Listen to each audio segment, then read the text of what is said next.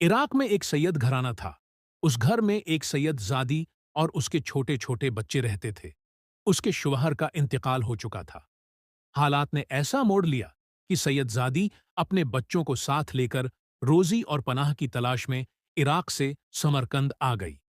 समरकंद पहुंचकर उसने लोगों से पूछा कि उस शहर में सबसे ज्यादा सखी और मददगार शख्स कौन है जो हमें पनाह दे सके।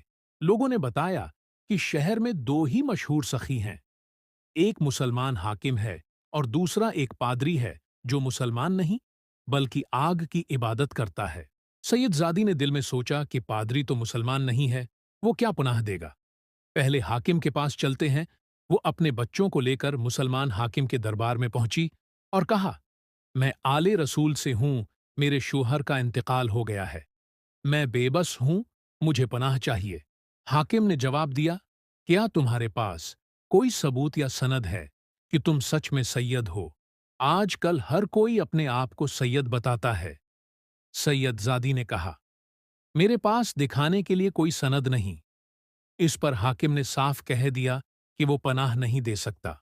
मायूस होकर सैयद ज़ादी अपने बच्चों को लेकर पादरी के दरवाजे पर पहुंची और अपनी हालत बयान की। पादरी ने अपनी बीवी को आवाज दी और कहा, इन्हें इज्जत के साथ घर ले आओ। पादरी ने सैयदजादी और उसके बच्चों को खाना कहलाया रहने के लिए जगह दी और पूरे एहतराम से पनाह दी। उसी रात जब हाकिम सुविया तो उसने ख्वाब में देखा कि नबी करीम एक सुनहरे महल के सामने तशरीफ फरमा रहे हैं। हाकिम ने पूछा, या रसूल अल्लाह, ये किसका महल है? आपने फरमाया, ये एक ईमान वाले का घर है। हाकिम ने कहा, मैं भी तो ईमान वाला हूं। नबी करीम ने फरमाया, तेरे पास ईमान की कोई सनद है तो दिखा। फिर आपने फरमाया, एक सैयद ज़ादी तेरे पास पनाह मांगने आई थी और तूने उससे सबूत मांगा, दूर हो जा। मेरी नजरों से हाकिम कांप उठा। जब वो जागा तो पछतावे में डूब गया।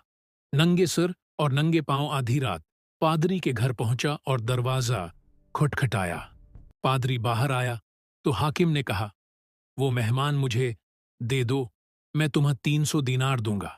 पादरी ने कहा, अगर तुम मुझे सारी दुनिया की दौलत भी दे दो तब भी नहीं, और जान लो जो ख्वाब तुमने देखा वही ख्वाब मैंने भी देखा है।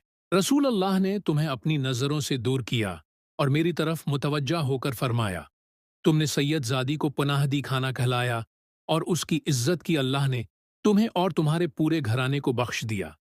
आज मेरा पूरा खानदान कलमा पढ़कर मुसलमान हो चुका है और रसूलुल्लाह ने फरमाया है कि तुम और तुम्हारा खानदान जनती है। पादरी ने हाकिम से कहा, देखे हुए और अनदेखे में बहुत फर्क होता है। मैंने बंद आंखों से सौदा किया था। ये वाकया हमें सिखाता है कि असली कदर ईमान, अदब और रहमदिली की होती है, ना कि सनद और देखावे। कि अगर ये वाकया आपके दिल को छू गया हो तो उसे दूसरों तक जरूर पहुंचाइए। हो सकता है आपका एक शेर किसी की जिंदगी बदल